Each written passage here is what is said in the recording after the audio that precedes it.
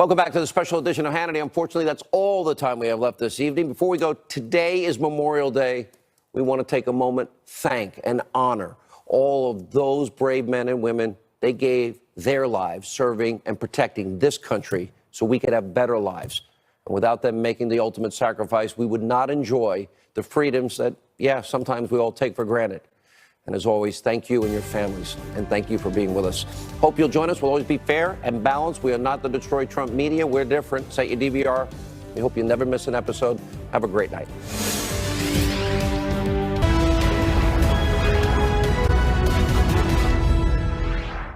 Thanks for joining us this Memorial Day. I'm Laura Ingraham. Welcome to this special edition of the Ingraham Angle. Tonight, we're going to look at the best of our Defending the First segments, where we expose the enemies of the First Amendment, free expression, and free thought. Now, we'll show you an outrageous example of a California high school teacher suspended for merely questioning whether students could protest abortion just as they had protested gun control. Ben Shapiro tells us how the left tries to shut him down on campus with everything from threats to his safety to calling him a terrorist. And then Michelle Malkin exposes the dark forces and the big bankrolls behind the efforts to silence conservatives. Brent Bozell will reveal the high-tech techniques that Silicon Valley uses to make conservative thought just disappear altogether from the internet. And professors from across the country will tell us how universities force them to toe the PC line to restrict students from thinking for themselves. Well, we begin, though, with my take on bullies on the left aiming to silence conservatives when we kicked off this series back in early April. Nearly 30 years ago, Dinesh D'Souza wrote a book called Illiberal Education. It described in lurid detail how on college campuses the American left had gone from championing free speech to stifling it. Conservatism under Reagan had become a potent force, a liberating, optimistic, and patriotic alternative to the malaise and pessimism of the 1970s. The faculty and the administration of campuses became dominated by liberals who were desperate to turn young minds away from Reaganism in the America he represented, which these activists maintained, let's face it, as inherently racist and sexist because its founders were privileged white men. Conservatives challenging the liberal orthodoxy on campus were sued, maligned, and they were maligned by students and professors alike. They were subject to disciplinary action and even physically threatened. The ultimate goal was to bully them into silence. Of course, that effort failed. Conservatives probably now see how naive it was to believe that this squelching of free speech would end once they left campus. Instead, the left's propaganda shaped a new generation of young adults who then parroted all that malarkey about the patriarchy, and then they came up with their own new phrases like microaggressions and safe spaces and white privilege. Today, left-wing activists use these terms as bludgeons to intimidate those who disagree with them from entering the dialogue at all. So for all their talk of inclusion, the left doesn't invite more voices to enter the public discussion. Instead, they drive out any dissenting voice and police the dogma of their own creation. Generations later, the chilling effect on free speech in the workplace, in the media, and in society at large is palpable. We all feel it. And the situation may be worsening. A Brookings Institution survey was released last fall of college students' attitudes toward free speech on campus was really depressing. The researchers asked, do you agree with shouting down a controversial speaker who comes to campus? 51% of respondents said yes. And Democrats were far more likely than Republicans to agree with stifling free speech on campus, 62 to 38%. And by the way, women were more likely than men to believe that so-called hate speech is not constitutionally protected. The numbers were 49 to 38%. And by the way, other data indicate that hostility to free expression is starting even earlier than college. meaning these kids are picking it up either at home or in high school, junior high, or in both places. This, too, is super disheartening. It is critical that all of us, regardless of where we fall on the ideological spectrum, recognize the perilous road that we're on. Think about it. If 40 to 50% of the country feels like their right to free expression is less worthy of protection than that of any garden variety leftist, where does that leave our First Amendment? As a shell of its former self is the answer. There is a contraction of free speech all around us, and few seem to even notice. Many of you have become accustomed to editing yourselves, let's face it. Expressing views that just 5 or 10 years ago were considered mainstream can now get you fired. It can cause you to lose a promotion, or you could be branded a hater, or yes, you can get boycotted. Sadly, with people like Christopher Hitchens and Nat Hentoff gone, there are only a handful of true liberals left on the scene to defend the vigorous exchange of ideas. I have been the victim of a boycott of sponsors. I lost a job once. It is wrong. You shouldn't do this by teams. It is the modern way of cutting off free speech. And the goalposts, by the way, are forever moving. Every day, more issues are taken off the table altogether and may no longer be debated at all. So, in other words, if you're against affirmative action, you're a racist. And if you wear a Make America Great Again hat to a gun control rally and get beaten up, well, don't expect a lot of sympathy from the attendees. And if you praise the military skill of Robert E. Lee, you're liable to be branded a defender of slavery in the New York Times. Remember what happened during the campaign when some left-wing nutcases in San Jose got their hands on a Trump supporter? This is the intolerant left in action. Whether it's striking voices from social media or driving certain viewpoints from the airwaves, beating people up, organizing boycotts for perceived unforgivable offenses, or preventing speakers from being heard on a college campus, it's all coming from the same place. A desperate desire to stop debate by branding your opponent unacceptable and driving him or her from the public square.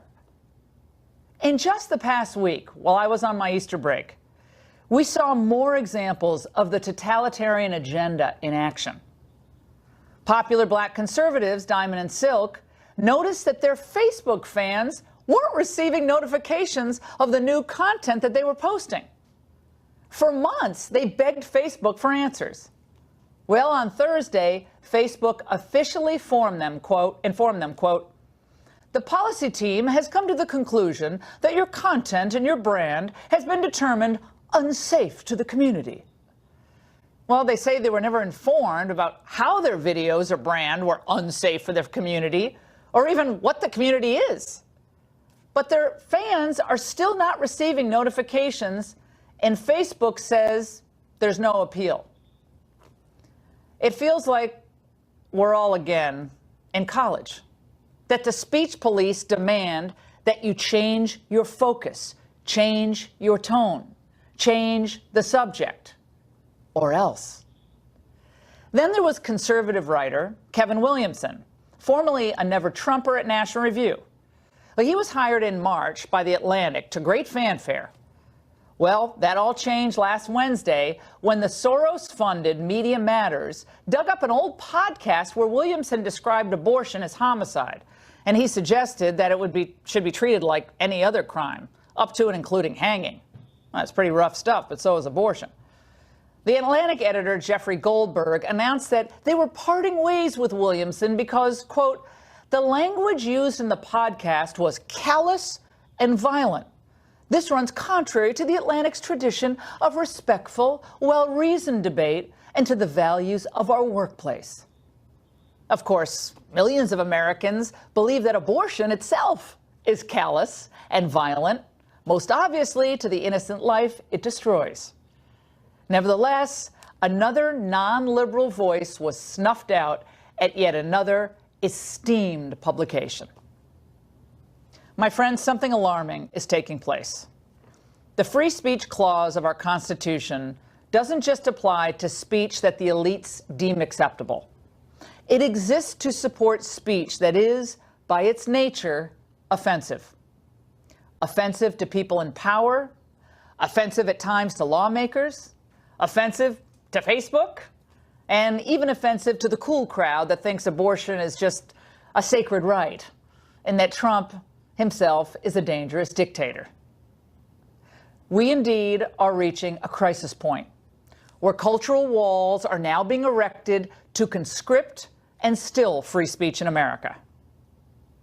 But we cannot let this continue.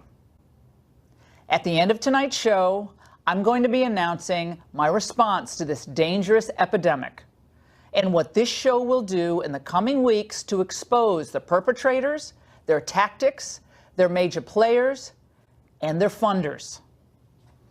Their efforts are Stalinist, pure and simple.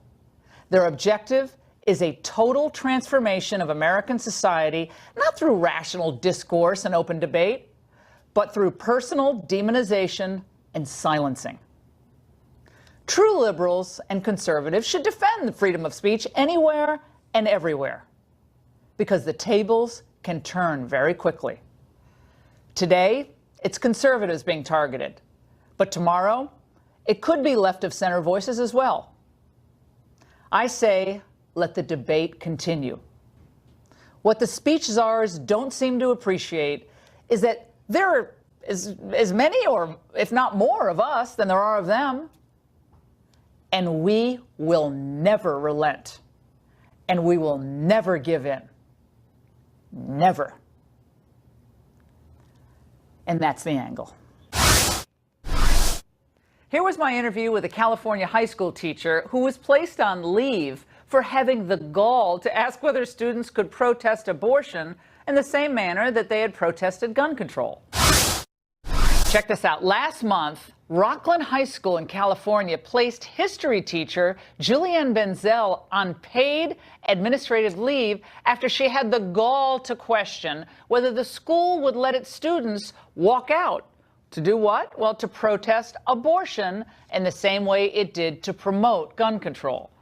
Now one of Benzel's students is putting her question to the test by organizing a pro-life walkout set for 10 a.m. local time tomorrow. Joining us now for more is Julianne Benzel herself. All right, Julianne, this is good, because this is like, you're a hero of the First Amendment, in my view, because the students in all the organizations who organized, and they did it really well, the March for Our Lives and the various walkouts that have occurred over the last month or so, they got huge participation. They got huge media coverage, and most of it was overwhelmingly positive and glowing. What have you found with your effort at your school? Basically, the only large entity that I know of that has taken up this pro-life walkout cause is Tony Perkins of the Family Research Council. I was thinking, and to your point there, that perhaps there would be other, maybe a Clint Eastwood or a brave movie star from Hollywood, because they had George Clooney funding the gun protest walkout. I was hoping maybe for, a few other people to join, but you know what? It's all about grassroots and what we are feeling. The pulse of the nation right now, particularly among young people, is extremely exciting. Well, I think it's interesting that we're talking about saving lives, which we all want to do. We all want to have sensible regulations that don't run afoul of the Constitution.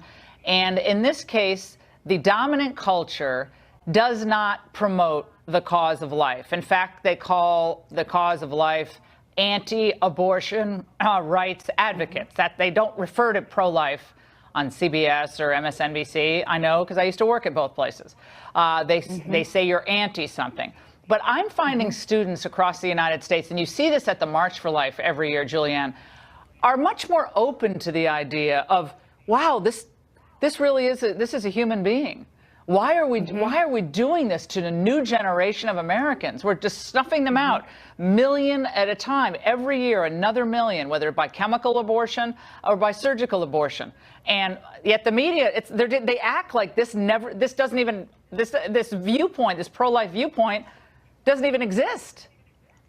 Correct. Well, and that's precisely why my very brave student, Brendan Gillespie, chose to stage this as a pro-life walkout, not anti-abortion. We are for all life. We are for all students who have lost their lives by guns on school campuses. But this is a pro-life. Every life matters. And you're precisely right. I forgot her name right now, but the outgoing president of Planned Parenthood, who said that her goal was to destigmatize. Yes, that her book, her goal was to destigmatize abortion in the United States, and I'm sorry, but that has not taken place. Two recent articles that I just read gave very specific statistics that the majority of Americans and the majority of women are pro-life, not for abortion. All right, Jillian, thanks so much. We'll be following what happens with this brave push to advance life in a different type of walkout. Up next, Ben Shapiro, who has triggered leftists into hysterical frenzies by merely calling for free speech on campus.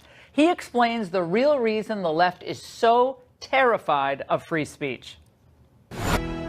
Radio talk show host and Daily Wire editor-in-chief Ben Shapiro has emerged as one of the top defenders of free speech, particularly on campus.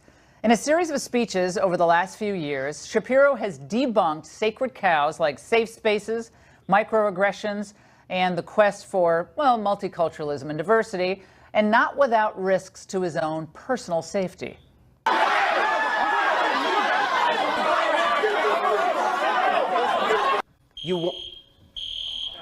And there it is, gang. Guess what? You know what? They're not going to stop us. Hey, hey, hey, hey! You move up!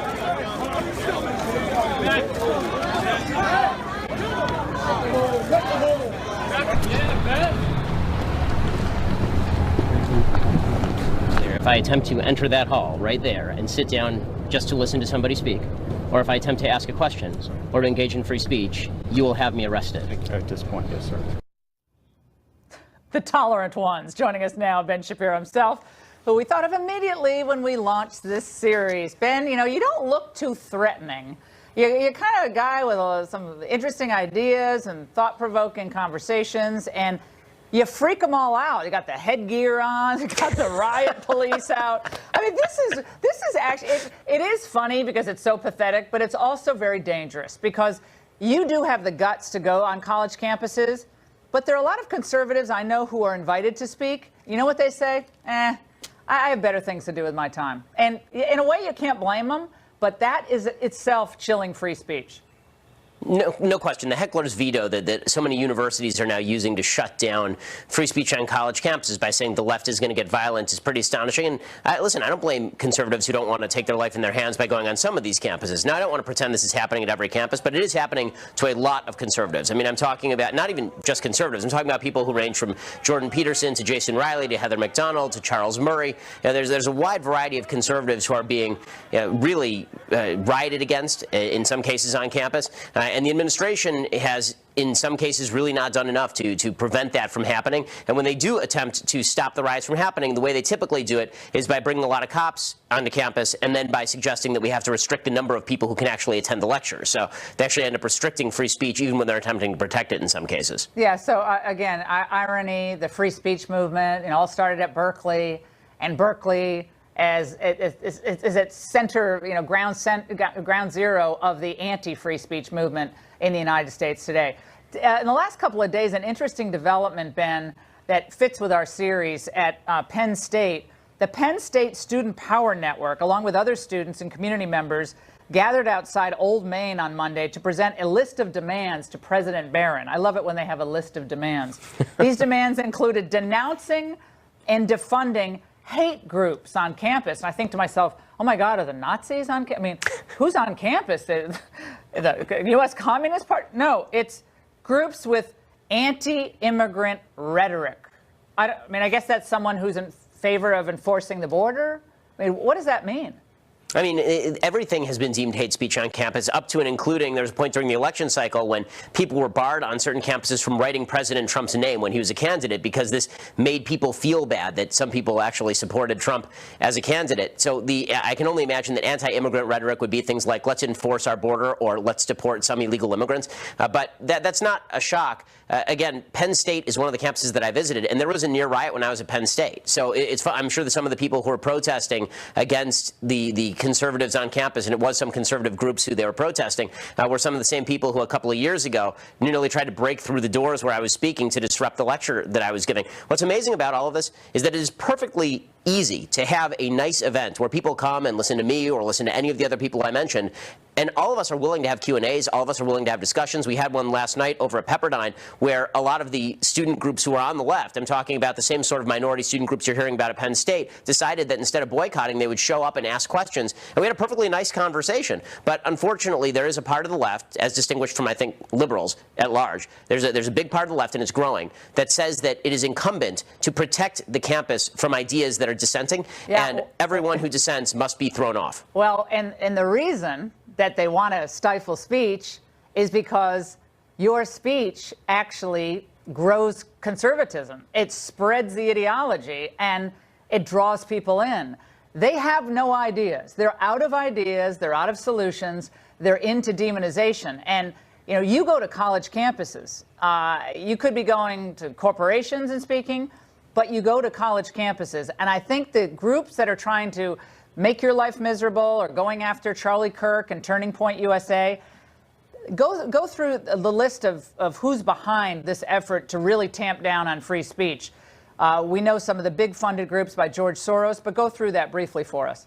I mean, there's certainly a lot of student groups that coordinate. I would say that a lot of the groups that are associated with the Women's March are very much associated with this movement. A lot of the groups that were originally associated with Black Lives Matter were very active in this campus movement. Obviously, Antifa was the far edge wing of this movement that was actually promoting violence at a lot of these speeches. But the generalized attempt to shut down speeches by pressuring administrations, that's a lot of student groups that have been on campus since the time that I was on college campuses as a student myself. And they continue to push for the idea that these campuses should be conservative-free and should be complete safe spaces for people on the left. Not only because they think that conservatives are going to convince a lot of people, but also because they actually just think conservatives are evil. Right? I think that they really think that people like me are there to do them harm. And when I show up, and it turns out that I'm a relatively non-threatening character, and I've never really beaten anyone up in my life for several reasons that you can imagine, then that's the impact. Yeah, well, again, you don't look too threatening, but ideas are threatening to these people.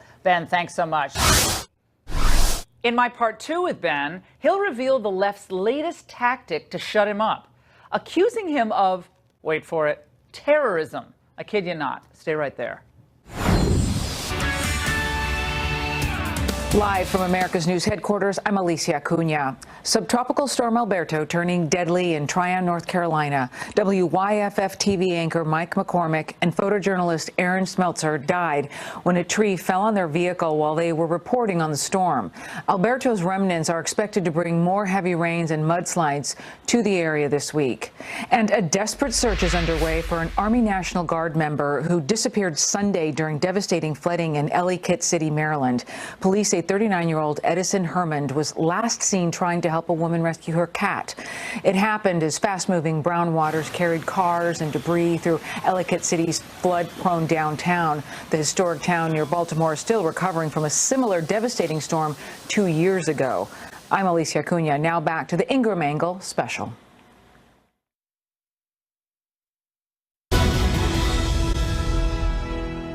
This is a campaign now to blame Ben Shapiro for inciting a deadly terror attack on a Canadian mosque last year.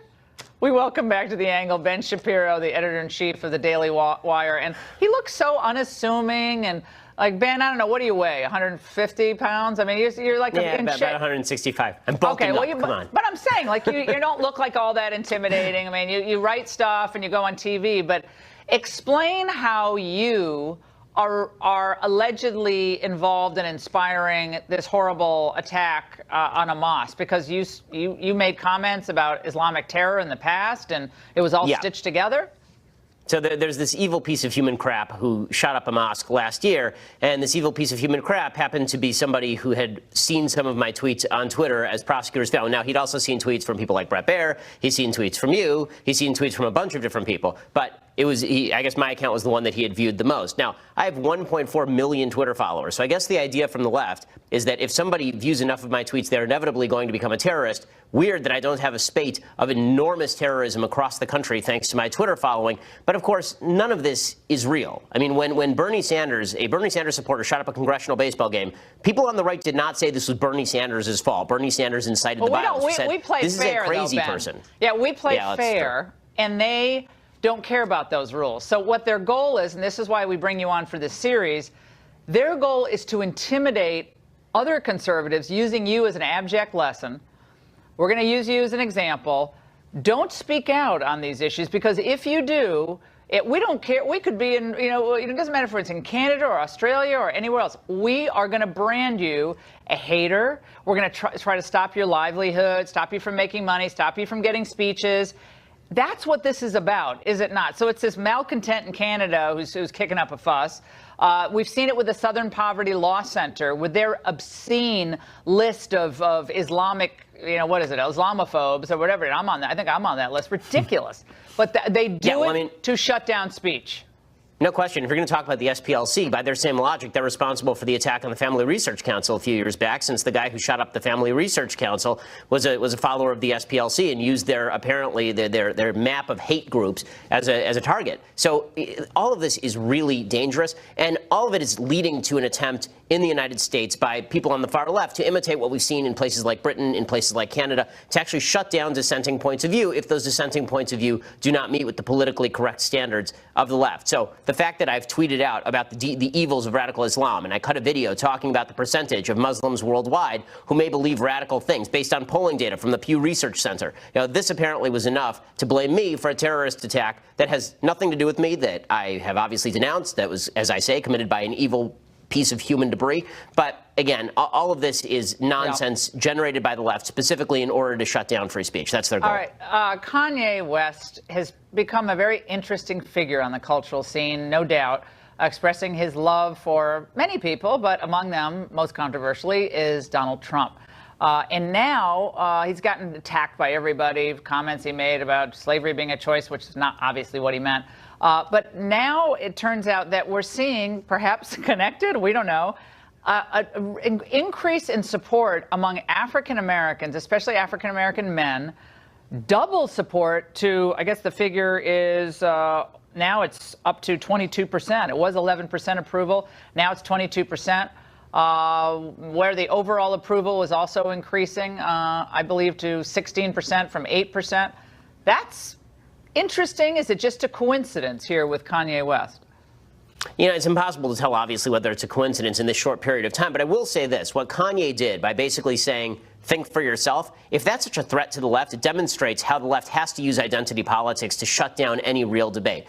Listen, I don't think that Kanye West ought to be nominated for head of the Heritage Foundation, right? I don't think the guy is spending his off hours reading Friedrich Hayek. But what Kanye did say here, which is very simple, is, listen, I'm not just a black guy, and I'm not just a Hollywood celebrity. I'm an individual with my own thoughts and feelings. I get to formulate my own logic, and I also get to figure out what I believe. And if everybody else thought like this, then perhaps we ought to be able to have these conversations that we haven't been able to have so far. Good for Kanye West for at least beginning the conversation. I mean, I'm stunned that it's Kanye doing it, but the guy gets all the credit. I mean, it is a pretty amazing stand that he's taking at a time when he doesn't have to take it. Well, I just think he's trying to say to people, you don't have to be imprisoned by your past. As hard as it was, as abusive and unfair and unjust as it was, it doesn't have to define your future. And a lot of philosophers have said that over the centuries and, frankly, over the millennia. You can create your own identity. Hillary Clinton was out there yesterday, day before yesterday, a Q&A about socialism, America, whatever. Let's watch. You may be the only presidential candidate since World War II that actually had to stand up and say, I am a capitalist. And you did. Did it hurt you? Probably. I mean, it's hard. It's hard to know. But I mean, if you're in the Iowa caucuses and 41% of Democrats are socialists or self-described socialists, and I'm asked, are you a capitalist? And I say yes, but with appropriate regulation and appropriate accountability. you know, that probably gets lost in the, oh my gosh, she's a capitalist. All right, Ben, like one sentence. She actually told the truth. Good for Hillary. She finally stumbled across something that is true, and she said it. Democrats are tending toward socialism. What can you say? Up next, Michelle Malkin exposes the sinister political groups masquerading as nonprofits that are trying to silence conservatives. And Brent Bozell reveals the tactics that tech giants are using to censor conservative speech online.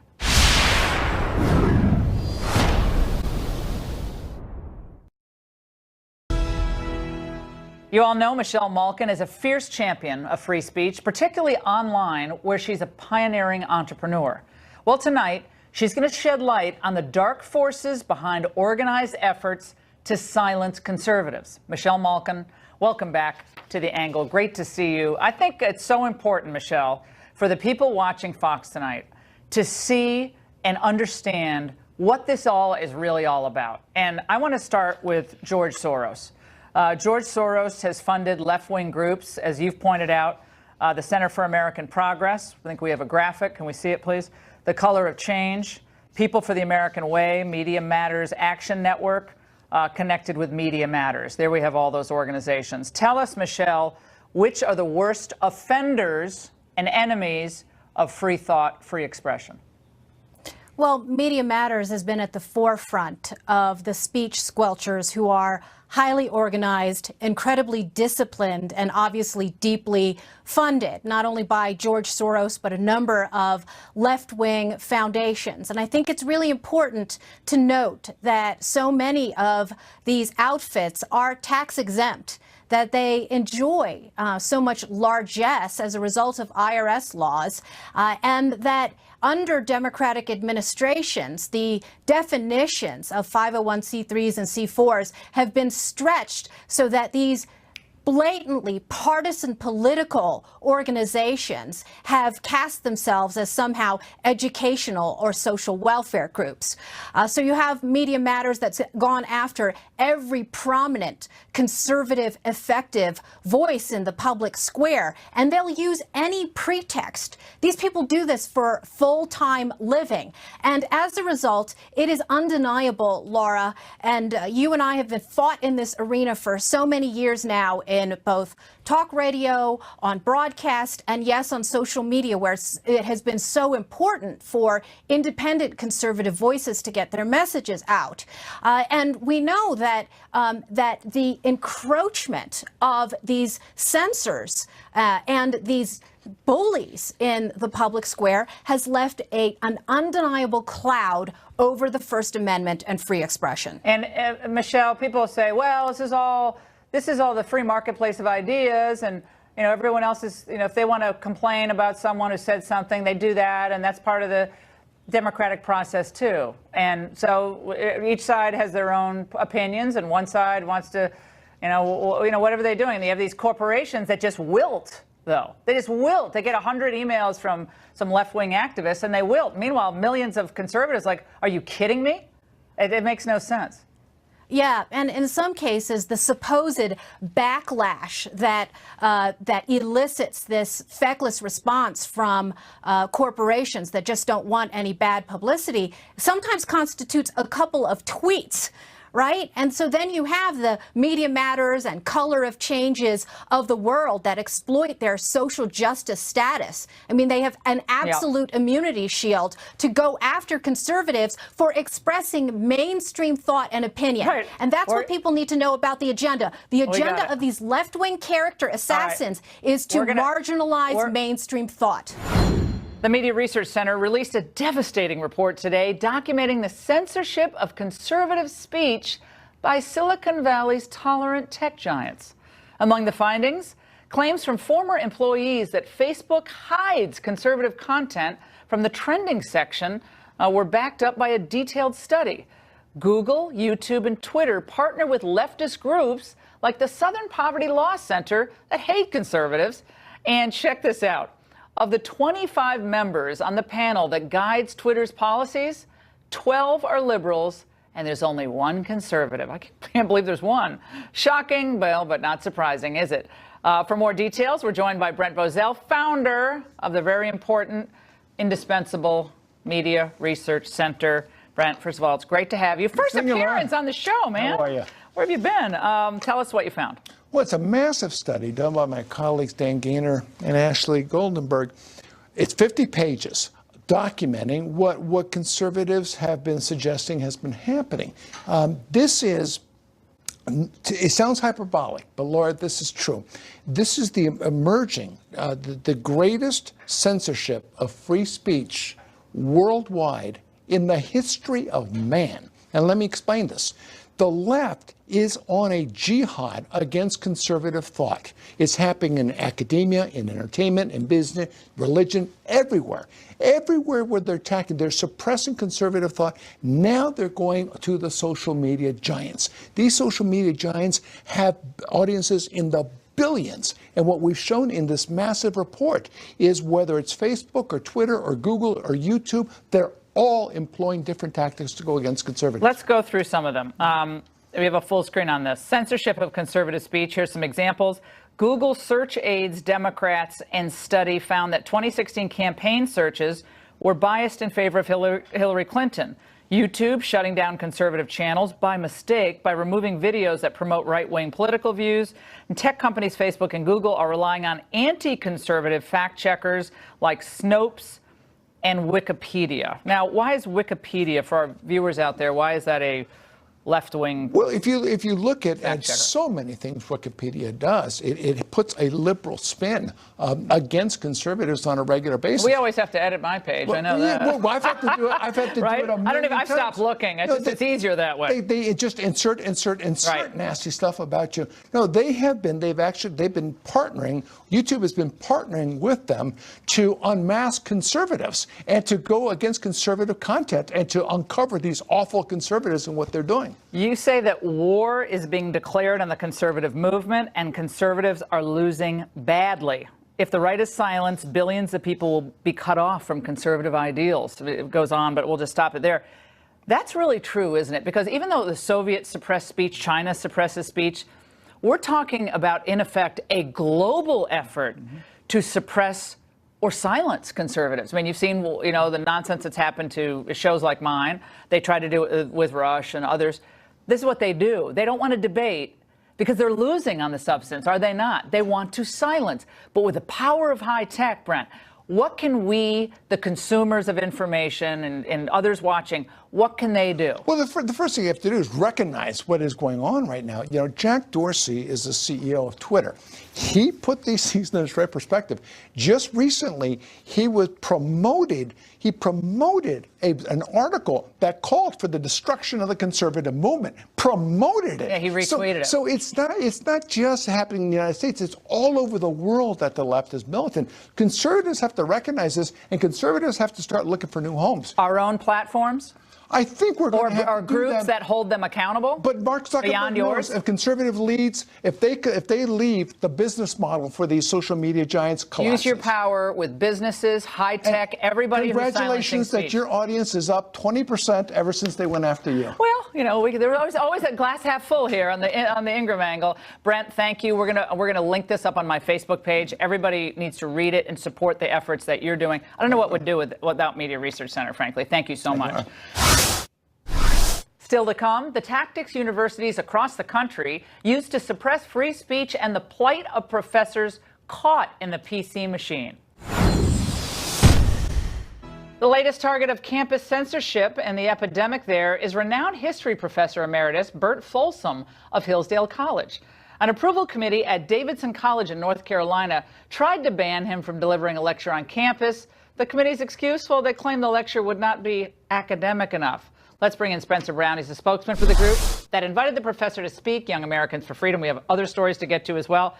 They ultimately, Spencer, allowed him to speak on campus, but not at that particular venue, which is bigger, and they put him off to the side somewhere, and they said, well, you can speak over here, the unwashed professor. What's going on? Yeah, that's exactly right. And I don't think it's any secret to you or your viewers that there's a real crisis in ideological diversity on college campuses. But what surprises us continually is the excuses that liberal administrators use in order to shut these speakers down. So here we have Davidson College telling us that Bert Folsom, who's at one point had the #1 best-selling history book in the country, is not academic enough to speak on the main part of their campus. It's just ridiculous. Well, it's a fraud. And there's another hilarious story. Campus Reform went out and they decided to interview students about sending troops to the border and immigration and so forth. Let's watch.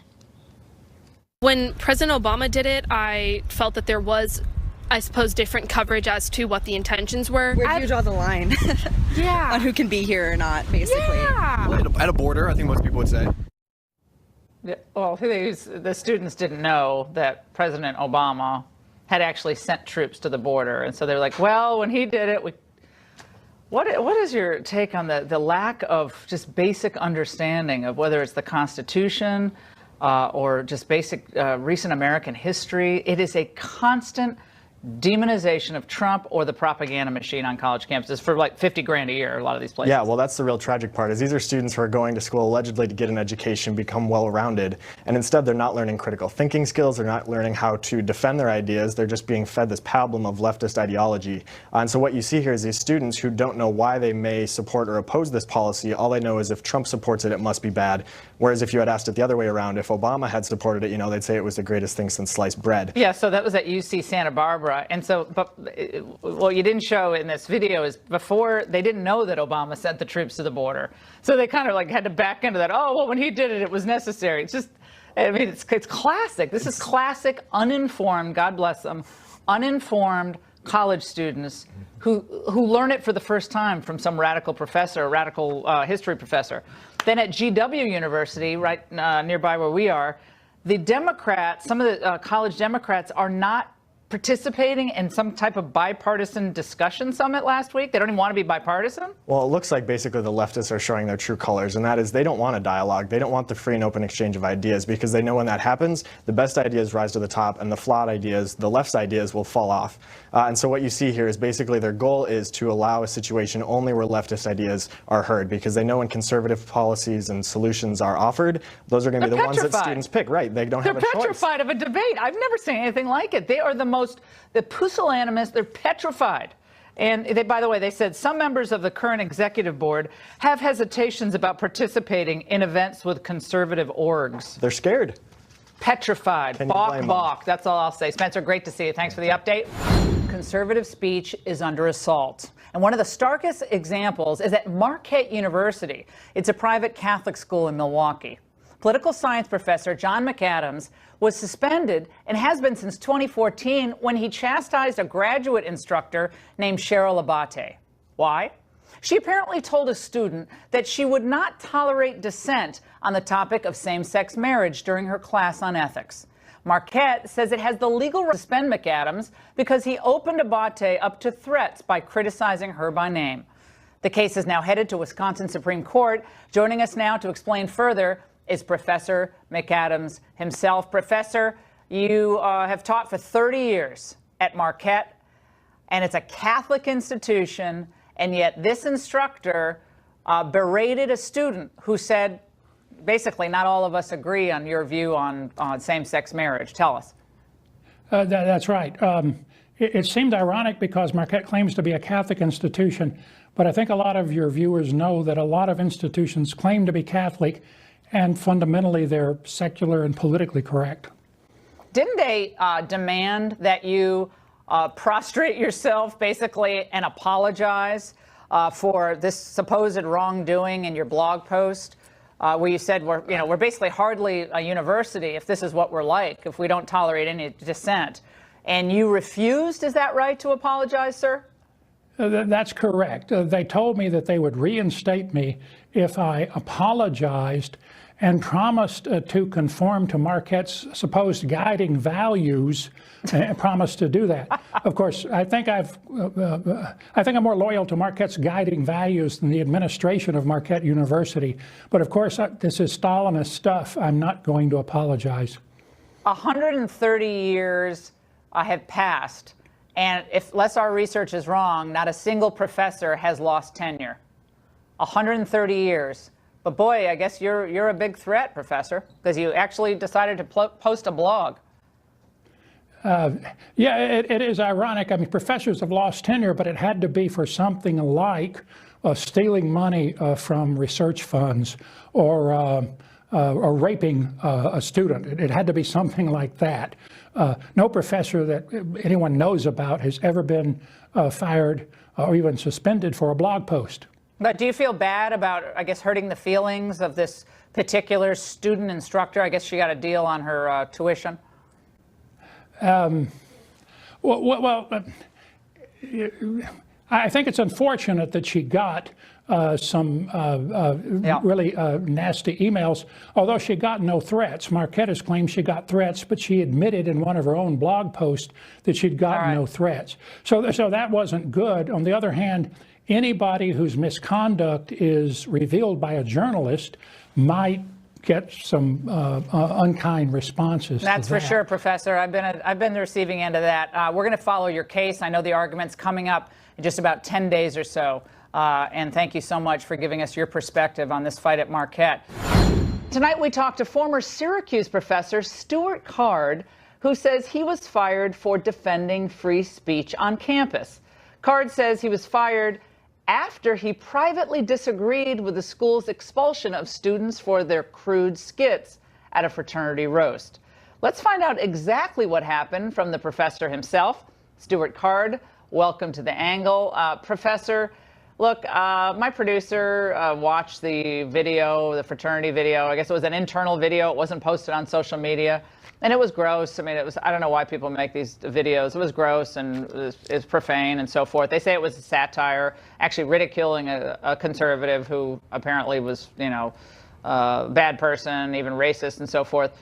You wrote a statement, an email to the administration, and you said the following: I strongly believe that reinforcing the current myth that individuals are likely to be damaged by exposure to expressions that they find offensive and thus require pampering is a disservice to our students and our profession.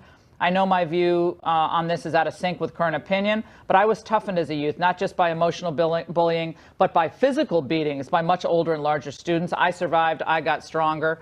I mean, that's... And then you're separated from the university for that? Well, I have to say, this isn't really about Syracuse University. I love Syracuse University and the good people there who are doing what they assume and feel is right. This is really about ideas, not specific institutions or individuals. It's about the ideas of free speech and reason versus some dangerous, irrational myths that have swept the campuses around the country. I don't know whether I was really fired or I quit. We might say that the university and I reached a mutual agreement that the beliefs and values of the university are no longer the beliefs and values. Well, hold on, Professor. You don't know if you, that's cute. You don't know if you quit or you're fired. I mean, was there some type of release they made you sign? Did they? No. No, they didn't. Okay. Well, you said when I sent that email, I concluded it with if my position on this is so objectionable as to render me disqualified from further service to our students, then put me on a list of don't use me as an adjunct anymore. And the answer came back, yes, indeed, your values are not in alignment with those of our college. I mean, this is a little obtuse. Don't be obtuse. You were fired because you wrote that email saying, I'm concerned that we're coddling students, coddling them and trying to protect them from all these offensive ideas is not going to help anyone. It's not going to advance the cause of learning. And that was the thing that they ultimately said, yeah, you're right. We don't want someone like you at our university. And I know you're protective of Syracuse. That's nice. But the atmosphere on college campuses today, on a scale of 1 to 10, 1 being the most pro-free speech and 10 being the least pro-free speech, where do you rate it? I'll give it an 8, but I'm shooting from the hip because I hadn't thought about that number before. Another one of these myths that I'm talking about is this myth that's really prevalent, not just on the SU campus, but on other campuses that I've been to, that all educated, intelligent, good people think pretty much the same on certain key issues where the correct answer is obvious. And obviously that's a myth. We'll be right back with some final thoughts.